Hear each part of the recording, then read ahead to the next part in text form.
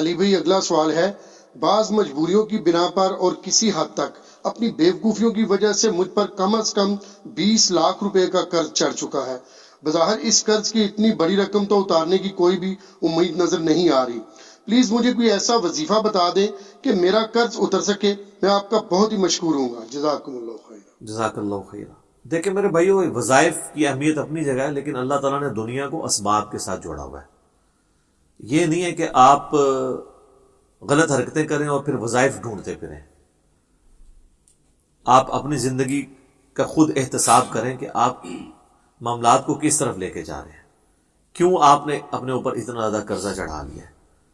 ہم اپنے living standard کے اوپر بھی کمپرومائز کرنے کے لیے تیار نہیں ہوتے ہیں۔ آپ اکثر لوگوں کو دیکھیں گے کہ وہ چاہے قرض اٹھانا پڑے، وہ اپنی کسی شادی کی سرمنی کو، کسی رشتہ دار کی شادی کی سرمنی کو میٹ کرنے کے لیے اتنا خرچہ کرتے ہیں جو کہ امیر لوگ بھی نہیں کر رہے ہوتے، اور ادھار اٹھا کے لوگوں کے پیسے کے اوپر کر رہے ہوتے ہیں۔ اور پاکستان میں تو معذرت کے ساتھ میں نے دیکھا ہے کہ ادھار اٹھانے کے بعد اس چیز کی امید کم ہی ہوتی ہے کہ وہ واپس کرے گا۔ اس لیے ادھار دینے والوں کو بھی ہم کہتے ہیں آپ اتنا دیں کہ جتنا آپ پیسہ ضائع کر سکتے ہیں۔ یہ سمجھے آپ نے ڈال دیا، یعنی اللہ ہی کرے کو کسی کو توفیق ہو واپس کرنے کی۔ ویسے میں نے تو عموماً بہت کم لوگ دیکھے ہیں جو واپس کرنے میں کامیاب ہوتے ہیں، اور یہ بڑا کریٹیکل ایشو ہے۔ صحیح مسلم میں حدیث ہے، نبی صلی اللہ علیہ وآلہ وسلم نے فرمایا کہ شہید کے تمام گناہ معاف کر دیے جاتے ہیں سوائے قرضے کے۔ اور پھر آپ کے فرمان ہے، اس میں الفاظ ہے کہ مجھے جبرائیل علیہ السلام نے قرضے کے بارے میں بہت تاکید کی ہے۔ اور بخاری مسلم دونوں میں حدیث ہے، نبی علیہ السلام کے سامنے اگر کوئی جنازہ لایا جاتا اور آپ کو پتہ چلتا ہے یہ مقروض ہے، تو آپ کہتے ہیں میں نے اس کا جنازہ نہیں پڑھنا جب تک کہ اس کا قرضہ کوئی نہیں اتارتا۔ ادروائز آپ فرماتے ہیں تم خود پڑھو، میں نے نہیں پڑھنا۔ یعنی آپ ایک ڈومیننٹ پرسنالٹی تھے، تو آپ یعنی ایک پروٹیسٹ کے طور پہ نہیں پڑھتے تھے۔ پھر اسی حدیث میں بخاری مسلم کی آتی ہے کہ جب اللہ تعالیٰ نے آپ کو وسعت دے دی غزوہ خیبر کے بعد، تو پھر آپ نے آیت تلاوت کی، النبی اولیٰ بالمؤمنین من انفسہم وازواجہ امہاتہم۔ نبی علیہ السلام مومنین کی جانوں پر ان کی جانوں سے بڑھ کر حق رکھتے ہیں، اور نبی کی بیویاں امت کی مائیں ہیں۔ تو پھر نبی علیہ السلام کو جب وسعت ہوئی تو آپ مقروض کا قرضہ خود ادا کر دیا کرتے تھے اپنی جیب سے، یعنی وہ بیت المال میں سے، خمس میں سے، جو اللہ تعالیٰ نے 5واں حصہ اہل بیت کے لیے، نبی علیہ السلام کے لیے رکھا۔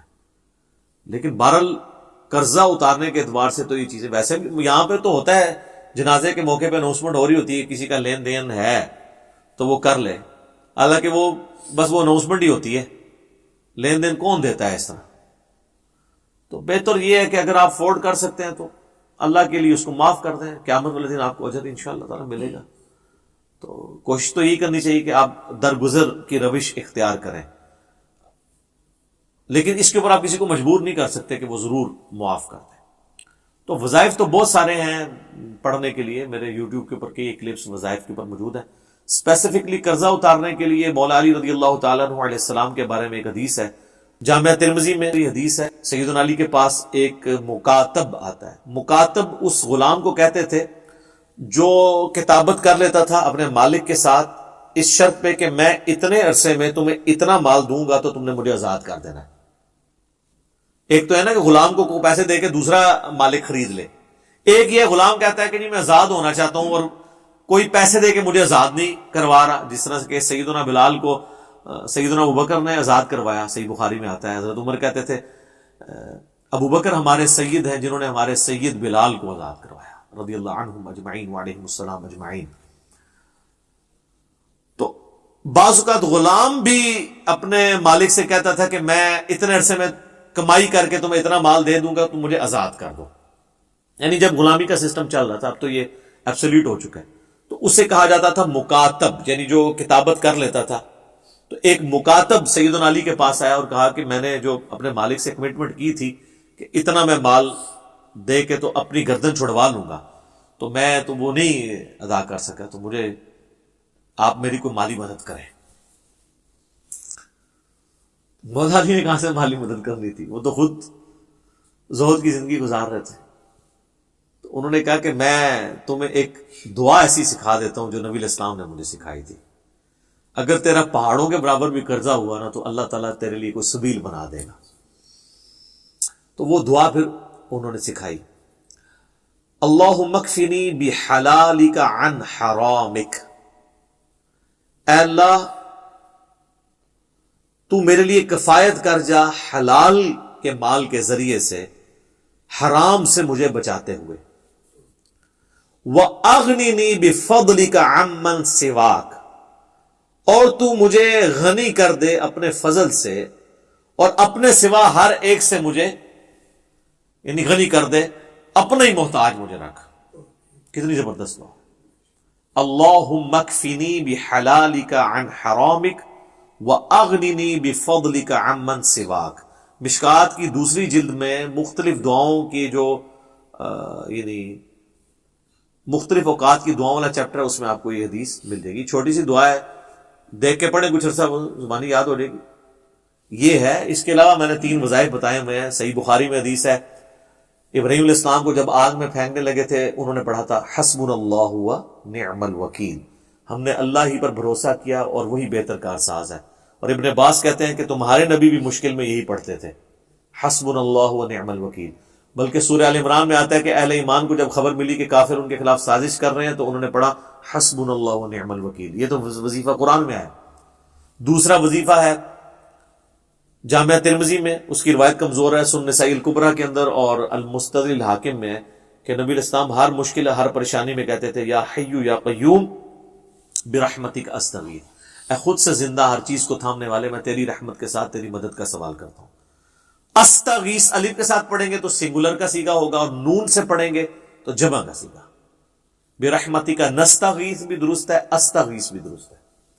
اور تیسرا وظیفہ جو جامعہ ترمذی میں حدیث ہے کہ جو شخص بھی یونس علیہ السلام کی دعا کے ذریعے اللہ کی طرف متوجہ ہوا، اللہ اسے محروم نہیں لوٹاتا۔ لا الہ الا انت سبحانک انی کنت من الظالمین، یہ دعا جو ہے سورۃ الانبیاء میں آئی، اور اللہ تعالیٰ نے ساتھ ہی فرمایا کذالک ننجی المؤمنین، اسی طریقے سے ہم مومنین کو بھی نجات دیں گے جو ان الفاظ کے ساتھ ہمیں پکارے گا۔ حتیٰ کہ سورہ الصافات میں ہے کہ اگر یونس علیہ السلام ان دعائیہ کلمات کے ساتھ ہماری طرف متوجہ نہ ہوتے، پھر اسی دن مچھلی کے پیٹ سے نکالے جاتے جس دن مردے قبروں سے نکالے جائیں گے۔ اتنا اللہ کا آپ سمجھ لیں جلال تھا جو ٹھنڈا ہو گیا اس دعا کی برکت سے۔ اور یہ دعائی کمال ہے، اے اللہ تیرے سوا کوئی معبود نہیں، تو تو پاک ہے نا، تو تو غلطی نہیں کرے گا، میں تو غلطی کروں گا، میں ہی مجرم ہوں، میں ہی ظالم ہوں، میں ہی گنہگار ہوں۔ تو یہ اس سے بہتر آپ اللہ تعالیٰ، یہ میں تو کہتا ہوں یہ سید الاستغفار ہے، اس سے بہتر استغفار کے کیا سیغے ہوں گے کہ آپ ایک پیغمبر کی دعا کے ذریعے اللہ کی طرف متوجہ ہوں۔ تو وظائف تو بہت سارے ہیں، لیکن آپ نے وظائف کے ساتھ باقی معاملات بھی کرنے ہیں۔ اچھا، ان کاموں کے لیے سارے لوگ وظیفے مانگ رہے ہوتے ہیں، باقی ہر کام انہوں نے خود کرنا ہوتا ہے۔ آج تک کسی نے مجھ سے یہ وظیفہ نہیں مانگا کہ مجھے کوئی ایسا وظیفہ بتائیں کہ مجھے نہ بس صرف ناشتہ کرنا پڑے، باقی 2 ٹائم کی روٹی کھانی نہ پڑے، میرا پیٹ خود بخود بھر جائے۔ وہ ان کی عقل مان رہی ہوتی ہے کہ ایسا تو پاسبل نہیں ہے۔ کوئی مجھے ایسا وظیفہ بتا دے کہ مجھے سردیوں میں رات کو اٹھ کے ٹوائلٹ نہ جانا پڑے، بس میں وظیفہ پڑھ کے رات کو سو جاؤں، تو خود بخود معاملات سیدھے ہو جائیں۔ کیونکہ ان سارے معاملات میں ہمیں پتہ ہے کہ یہ چیزیں فزیکل چیزوں کے ساتھ جڑی ہوئی ہیں۔ اس طرح کچھ چیزیں ایسی جو فزیکل چیزوں کے ساتھ جڑی ہوئی ہیں، مثلا وہ ابو داؤد، ترمذی اور نسائی، ابن ماجہ میں بڑی مشہور حدیث ہے جو ہم نے بچپن میں اپنی اردو کی کتاب میں بھی پڑھی تھی کہ نبی الاسلام کے پاس ایک غریب صحابی آتا ہے اور کہتا ہے یا رسول اللہ آپ میری کو مدد کریں۔ تو آپ صلی اللہ علیہ وآلہ وسلم فرمایا تیرے پاس کوئی چیز ہے؟ تو اس نے کہا یا رسول اللہ ایک بچھونا ہے، وہی ہم رات کے وقت اوپر لے لیتے ہیں، غربت کا سر عالم دیکھیں، اور ایک میرے پاس صرف پیالہ ہے، اور گھر میں اور کوئی چیز نہیں ہے، اور گھر بھی یہ نہ سمجھیے گا وہ کوٹھی ہوگی، وہ تو جھونپڑیاں اور چھوٹے چھوٹے، ایک بڑی مشکل سے ایک فیملی بھی اس میں مشکل سے رہ سکتی تھی۔ آخر میں وہ پیالہ لیا، پیالہ وہ لے کے آ گیا، لکڑی کا ہوگا وہ پیالہ۔ آخر میں کون ایسے خریدے؟ ایک صحابی نے کہا کہ میں 1 درہم میں، حالانکہ اس کی قیمت 1 درہم تو نہیں تھی، حضور کا دل رکھنے کے لیے ایک چاندی کے سکے میں خریدتا ہوں۔ تو یہ حدیث آپ کو مشکات میں بھی پہلی جلد میں مل جائے گی، زکوٰۃ والے چیپٹر میں۔ تو آفر میں نے کوئی زیادہ قیمت لگائے، ایک اور صحابی کھڑے ہوئے، رسول اللہ 2 درہم۔ آپ نے فرمایا 1 درہم سے تو اپنے گھر والوں کو راشن ڈال کے دو، اور 1 درہم سے آپ نے فرمایا کہ جا کے نا کلہاڑا خرید کے لاؤ بازار سے۔ کلاڑے کا بھی وہ یعنی وہ کاٹنے والا حصہ لوہار سے جا کے نا آپ نے اپنے مبارک ہاتھوں سے اس میں دستی فٹ کی، ٹھیک ہے، اور آپ علیہ السلام نے وہ کلاڑا اس کے حوالے کیا اور فرمایا کہ 15 دن تو نے مجھے اپنی شکل نہیں دکھانی، جا جنگل سے لکڑیاں کاٹ اور وہ بیچ کے تو اپنا گزارا کر۔ لو جی وہ 15 دن بعد آیا تو اس کے پاس 10 درہم ہو چکے ہوئے تھے اور اس نے گھر والوں کے لیے کپڑے بھی خریدے۔ پھر آپ علیہ السلام نے اسے کہا کہ یہ اس سے بہتر ہے کہ تو لوگوں سے مانگتا پھرے، تو خود محنت کر۔ تو نبی علیہ السلام نے امت کو یہ ترغیب دلائی ہے کہ انہوں نے یعنی محنت کے ذریعے معاملات کو آگے لے کے چلنا ہے۔ صحیح بخاری میں حدیث ہے نا کہ نبی علیہ السلام فرمایا کہ اللہ تعالیٰ کے نزدیک پسندیدہ شخص وہ ہے جو اپنے ہاتھ کی کمائی سے گزر بسر کرتا ہے۔ اور پھر آپ نے حضرت داؤد کا ذکر کیا کہ اللہ نے ان کو زرہ بنانے کا ہنر سکھایا تھا، وہ اللہ سے دعا کرتے تھے۔ اس طرح بخاری مسلم میں ملتا ہے حضرت ادریس جو تھے وہ بڑھئی کا کام کرتے تھے، لکڑی کا، جو آپ ترخان کہتے ہیں۔ تو صاحب یعنی انبیاء کرام یہ سارے کام کرتے تھے اور وہ اپنی گزر بسر کرتے تھے۔ اب رہ گیا ہمارے نبی علیہ السلام کا کیس، تو ظاہر ہے کہ آپ کی زندگی تو ایک بہت بڑے مشن سے عبارت تھی۔ میرا پچھلے دنوں ایک کلپ بھی یوٹیوب پہ اپلوڈ ہوا ہے، میں سمجھتا ہوں ایک یونیک کلپ ہے، نبی علیہ السلام کا ذریعہ معاش کیا تھا۔ تو آپ کا ذریعہ معاش تو اللہ تعالیٰ نے پھر اعلان نبوت کے بعد اس کو بیت المال کے ساتھ جوڑ دیا تھا، اور اسی کے تحت میں سمجھتا ہوں جو لوگ دین کے لیے وقف ہیں اور وہ ان کا کوئی ایکویلنٹ موجود نہیں ہے، تو امت کا کام ہے کہ ان کا خرچہ اٹھائے اور انہیں اس کام کے لیے لگا دیا جائے کہ وہ اپنی پوری کی پوری انرجیز یعنی کھپا دیں اس کام کے لیے۔ تو بل اس میں یہ ہے کہ جو بھی شخص یہ کر رہا ہے پھر اس کو یہ دیکھنا چاہیے کہ میں پھر لگژریس لائف نہ گزاروں۔ جو صحیح بخاری میں آتا ہے نا کہ حضرت ابوبکر صدیق رضی اللہ تعالیٰ عنہ جب خلیفہ بنائے گئے تو انہوں نے صحابہ کو بلا کے مشورہ کیا کہ دیکھو میرا تو کاروبار بڑا اچھا چل رہا تھا، تم نے مسلمانوں کی ذمہ داری میرے پہ ڈال دی ہے، تو میں تو یا پھر یہ کام کر لوں یا یہ کر لوں۔ تو پھر صحابہ نے مشورہ کر کے ان کے لیے ایک تنخواہ مقرر کی، اور وہ بھی سبسسٹنس لیول پہ جو ایک مہاجر کو وظیفہ مل رہا تھا۔ یہ نہ آپ سمجھیے گا کہ ان کی کوئی مطلب پرکس تھے، یہ جو آپ کے وہ جو آ رہے ہوتے ہیں جی فلاں کے اتنے سانسیں نکل آئے اور فلاں کے اتنے سانسیں نکل آئے، ان لوگوں کے سانسیں نکل رہے ہیں جو ہمیں سارے مطلب اب الوطنی کے درس دیتے تھے، ٹھیک ہے جی۔ اور پھر ہمیں تو اپنے پرائم منسٹر صاحب پہ گلہ آتا ہے، وہ ہمیں یہ بتایا کرتے تھے کہ جی لیڈر وہ ہوتا ہے، محب الوطن وہ ہوتا ہے جس کی جداد اپنے ملک میں ہوتی ہے، جینا مرنا ادھر ہوتا ہے۔ جن کی جدادیں باہر کے ملکوں میں ہوتی ہیں تو وہ لوگ آپ کے ساتھ مخلص کیسے ہو سکتے ہیں؟ اب وہ سارے لوگوں کے ساتھ بیٹھے ہوئے۔ تو یہ مطلب بھاشن دینا کسی کو بڑا آسان کام ہے، اپنے اوپر جب بات آتی ہے نا تو میں نے تو دیکھا اللہ معافی دے، جتنا ہم علماء کے قریب ہوئے ہیں نا، جتنا قریب ہوتے ہیں نا تو پھر متنفر ہوتے ہیں۔ یہی حال پولیٹیشینز کا اور باقی لوگوں کا بھی ہے۔ کسی کا اللہ نے پردہ رکھا ہوا علیحدہ بات ہے، ادروائز آپ قریب ہوں تو بڑے تلخ تجربات ہی اس حوالے سے ہوتے ہیں۔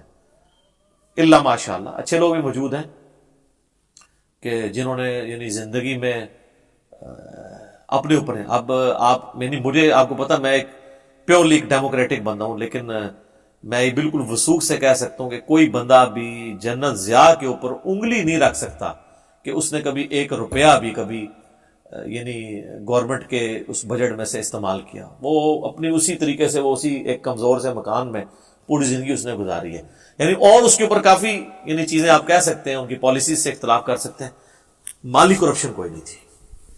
تو اچھے لوگ بھی موجود ہیں، ٹھیک ہے، لیکن برے لوگ بھی موجود ہیں، اور وہ پھر ہمارے سامنے اب آپ کے سامنے کئی لیکس لوگوں کے سامنے آ رہی ہیں۔ تو بہرحال یہ انسان کو اگر اپنی آخرت کی فکر ہو تو پھر انسان اپنے معاملات کو صحیح طریقے سے لے کے چلتا ہے، ورنہ تو پھر لوگ قرضہ اٹھاتے اس لیے ہیں کہ واپس ہی نہ کریں۔ ہاں تو یہی ہوتا ہے، تو یہی تو وہ کہہ رہا ہے نا جی 20 لاکھ قرضہ چڑھ گیا۔ ہم تو ایسے لوگوں کو بھی جانتے ہیں جو کہتے ہیں، جن سے آپ پوچھتے ہیں تو کہتے ہیں 1 کروڑ قرضہ چڑھا ہوا ہے۔ 1 کروڑ قرضہ اگر چڑھایا ہوا ہے تو ان سے پوچھو یار 1 کروڑ، ویسے تو میں کہتا ہوں ایسے بندے کو تو وہ یعنی پرائڈ آف پرفارمنس دینا چاہیے کہ جس نے 1 کروڑ پہ اکٹھا کر لیے لوگوں سے، ٹھیک ہے۔ اور عام بندے ویسے تو کوئی فیکٹری آنر ہے وہ تو کروڑوں میں ہی ظاہر ہے، وہ تو اٹھا لیتے ہیں نا، بینکوں سے قرضہ لے لیتے ہیں۔ اگر عام لوگ یعنی ان کے قرضے کروڑوں میں پہنچے ہوئے ہیں تو مطلب مجھے تو ان کے اوپر آتا ہے کہ انہیں تو پہلے ان کو تمغہ دینا چاہیے کہ یار کمال ہے کہ انہوں نے جناب لوگوں کی جیبیں ڈھیلی کروا لی ہیں، اور اس طریقے سے. تو یہ جناب اس معاملے کو سیریس لیں. اور پھر وہ قرضے بھی اٹھاتے ہیں 40 سال پرانے, اور جب واپسی کی باری آتی ہے تو وہ کہتے ہیں جی ہم تو پرانے ریٹ پہ ہی واپس کریں گے. اس پہ میرا یوٹیوب پہ کلپ آیا تھا. اس طرح نہیں ہوگا, گولڈ کے اعتبار سے اسے واپس کرنا ہوگا, کیونکہ پیسہ ڈی ویلیو ہو رہا ہے وقت کے ساتھ. سب کانٹیننٹ میں ہوتا ہے. ہاں آپ امریکہ میں بیٹھے ہوں یا سعودیہ میں تو 5-10 سال کا تو فرق کوئی ایسا نظر نہیں آتا. میں نے تو 10-15 سالوں میں دیکھا ہے کہ روٹی کا ریٹ نہیں اوپر گیا وہاں پہ.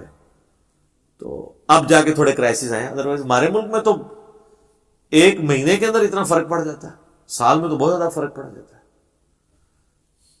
تو اللہ تعالیٰ ان فتنوں سے محفوظ فرمائے. ٹھیک ہے, آمین.